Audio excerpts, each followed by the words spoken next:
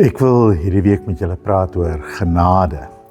Dit is een van daai woorde wat ons maklik gebruik in die kerk, maar wat ons nie altyd presies weet wat dit beteken. En daar's ook 'n rede voor, dit is so 'n ryk woord, jy kan uit soveel verskillende hoeke praat oor genade. Maar ek wil vanoggend uit 'n spesifieke hoek daaroor praat. David Zahl het 'n boek geskryf oor genade wat hy noem The Big Relief, die groot verligting. Genade is as 'n groot las van jou skouers afrol. Jy daai verligting ervaar. Ons lewe onder druk in hierdie wêreld, sê Zahl, die druk om te presteer, die druk om goed genoeg te wees, die druk om in beheer te bly, die druk om onsself te handhaaf, druk in soveel forme. En hy sê as jy eers regtig verstaan, eers regtig beleef wat genade is, dan ervaar jy net hierdie verligting, dat jy hoef nie onder daardie druk te lewe nie. Nou ek gaan saam met julle lees wat Paulus in Efesiërs 2 vir ons sê oor genade, en dan gaan ons so 'n bietjie verder dink oor dit genade as die groot verligting. Efesiërs 2 vers 1. Julle was dood deur die oortredings en sondes waarin julle van tevore geleef het, volgens die bose lewenswyse van hierdie bedeling, volgens die heerser oor die mag van die lig, die heerser van die gees wat nou aan die werk is onder die seuns van ongehoorsaamheid. Ons almal het voorheen soos hulle opgetree, toe ons die begeertes van ons sondige aard en van ons gedagtes uitgeleef het. Ook ons, soos al die ander, was van nature kinders bestem vir die oordeel. Maar God, ryk in barmhartigheid, het ons, alhoewel ons dood was as gevolg van die oortredings, op grond van sy groot liefde waarmee ons lief gehad het, saam met Christus lewend gemaak. Uit genade is julle verlos. Ja, hy het ons ook in Christus Jesus saam opgewek en saam laat sit in die hemel, sodat hy in die tye wat kom bewys kan lewer van die alles oortreffende rykdom van sy genade, deur sy goedheid aan ons in Christus Jesus. Want uit genade is julle verlos deur geloof. En juist dit kom nie uit julleself nie, dit is die gawe van God. Dit kom nie uit eie werke nie, sodat niemand op iets mag roem nie. Ons is immers sy maaksel, geskep in Christus Jesus, om die goeie werke wat God voorberei het te doen en daarvolgens te leef. Ek dink David Zahl is reg. Die lewe plaas ons op baie maniere onder druk. Die druk om te werk, die druk om te verdien, die druk om vir jou 'n plek in die lewe te maak, die druk om te sorg vir jou mense, die druk om te presteer, die druk om aanvaar te word, die druk om iets na te laat, op baie maniere. Maar een van die grootste maniere waarop ons onder druk kom is die druk van die verlede. Die druk van die goed wat ek weet ek verkeerd gedoen het. Of dalk die druk van bitterheid oor goed wat mense aan my verkeerd gedoen het. En ons dra al hierdie laste. Jy kan maar sê ons dra ons dood aan hierdie laste. Het val my op hoe baie keer mense, juist wanneer hulle oor druk praat, ook die woord dood gebruik. Ek werk my dood, ek dra my dood, ek sukkel my dood.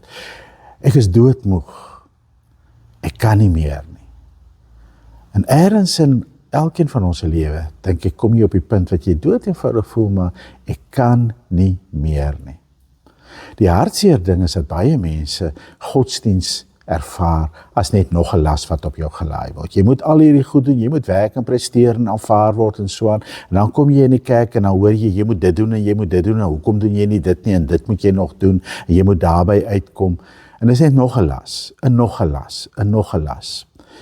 En partykeer het ek ook al in die kerk gesit en geluister na 'n preek, en dan voel dit vir my, maar hierdie prediker verkondige Jesus wat nie sê, kom na my toe almal wat uitgeput en oorlaai is, en ek sal julle rus gee nie. Hierdie prediker verkondige Jesus wat sê, kom na my toe met jou laste, en ek gaan vir jou nog 'n paar bysit. Laste wat jy nie kan dra nie. Dit was trouwens Jesus se groot beswaar teen die Fariseërs. Hy sê, julle bind ondraaglike laste saam en plaas dit op mense se skouers, maar julle dra dit nie eers self nie. So as godsdiens vir jou net nog 'n las is, as kerk vir jou net nog 'n las is, nog iets waarby jy moet uitkom, nog iets wat jy sê, maar dit druk my dood, ek kan nie meer nie, dit maak my moeg, dit is net nog iets wat ek moet doen. Dan dink ek, is daar iets verkeerd. Want die geloof in Jesus Christus is nie bedoel om nog 'n las te wees nie.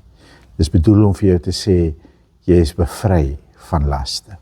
Jy is bevry van die goed wat jy dooddruk. Jy is bevry van die las van jou verlede, die las van jou eie sondes, jou eie skuldgevoelens, die goed waaroor jy spyt is, die goed wat jy voel jy nie goed genoeg gedoen het nie.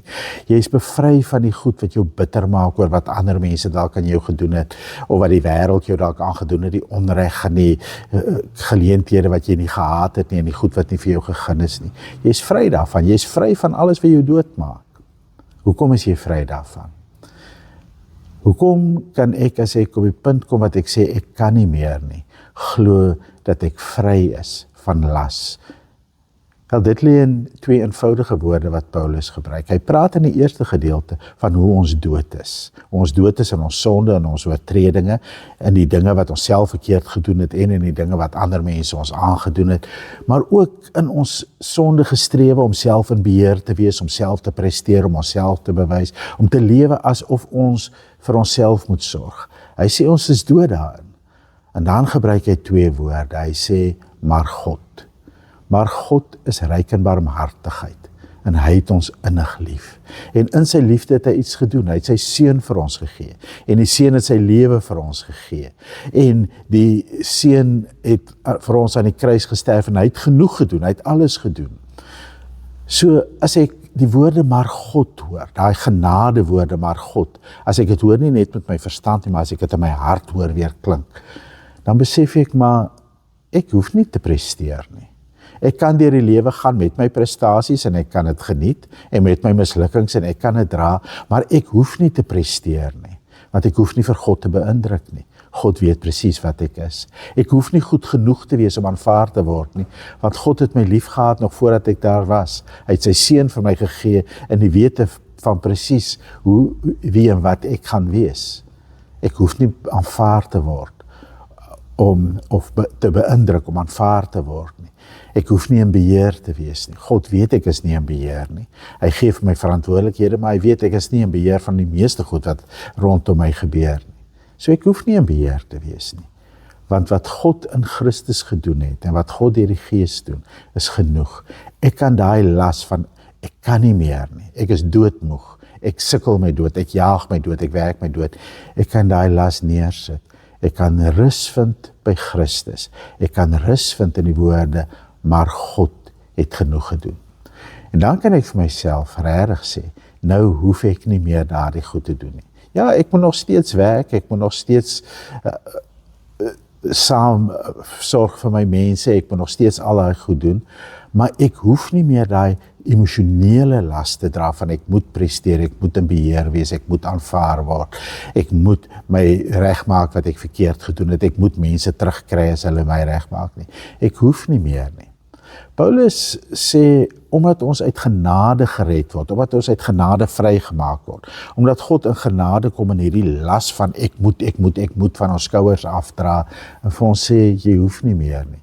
Sê hy, daarom het niemand iets om oor te roem nie.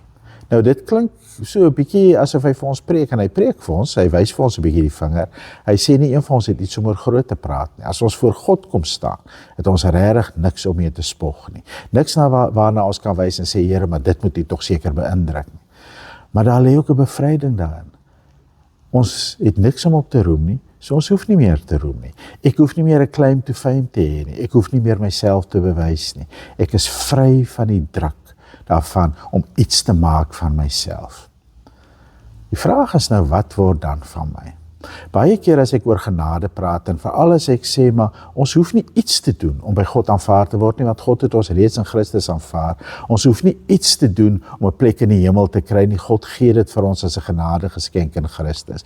Ons hoef nie iets te doen om God se mense te wees nie. God het ons reeds aangeneem in Christus. Dan sê mense, ja, maar as jy dit nou gaan sê, dan gaan mense lewe soos hulle wil. Maar weet jy, ek dink nie dis waar nie. Ek dink baie keer is dit hierdie druk van ek moet, hierdie las wat ons dra. Dis die druk wat ons eintlik lelike goed laat doen. Dis die druk wat ons verkeerde goed laat doen. Want ons kompeteer met mekaar, ons beklei met mekaar, ons jaag na die verkeerde goed. As 'n mens nou kyk na die prentjie wat ek op die skerm gesit het vir hierdie week, van daai man wat die las dra, daai las druk hom om onder toe te kyk. Hy kan nie God sien nie, hy kan nie die goedheid van God raak sien nie. Hy kan nie die wonder van die lewe sien nie, want sy las druk hom letterlik dood, dit druk hom aan die aarde in. En ek dink baie keer is dit die las wat ons dra, wat maak dat ons met mekaar so lelik maak. Dit maak dat ons ook met onsself so lelik werk. Maar die oomblik wat daai las van jou afkom, al ervaar jy maar net iets van die groot verligting van die genade waarvan David sal praat. Die oomblik wat jy vir jouself sê, maar God, en daarom hoef ek nie. Die oomblik wat jy vir jouself sê, ek het niks om op te roem nie, daarom hoef ek ook nie te probeer om iets te kry om op te roem nie. Dan word jy vry. Jy word vry om te sê, Here, nou maar, as ek dan niks hoef te doen nie, wat wil U dan deur my doen?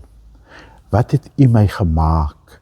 Wat wil U in my lewe doen? En ek dink 'n mens het eers die bevryding nodig om op te kyk na God en dan uiteindelik te besef, maar God het my gemaak vir 'n spesifieke doel. God het vir my sekere gawes gegee, God het vir my sekere plek in die lewe gegee en ek kan daardie plek vervul en ek hoef nie te presteer daarin en ek hoef nie volmaak te wees daarin nie. Ek hoef niemand te beïndruk daarmee nie.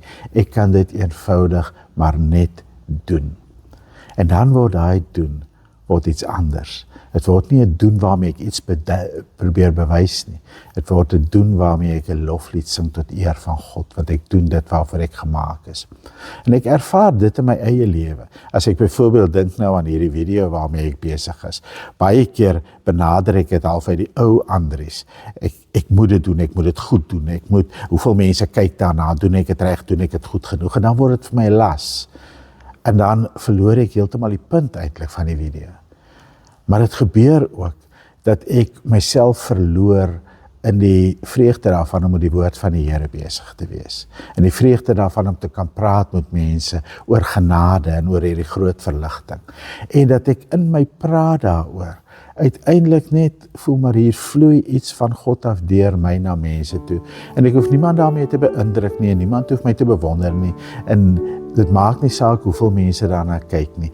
Ek is besig om te doen wat God my gemaak het om te doen. Ek is vry, want genade het my vry gemaak. Daarom wil ek nou vir jou bid om die seën van die Here. En ek wil bid dat jy hierdie bevryding weer en weer sal ervaar. Elke keer wanneer die laste van die lewe jou dooddruk, elke keer wanneer jy wil sê ek kan nie, dat jy sal hoor, maar God het my innig lief. En hy het my genade bewys en hy vat die las van my skouers af.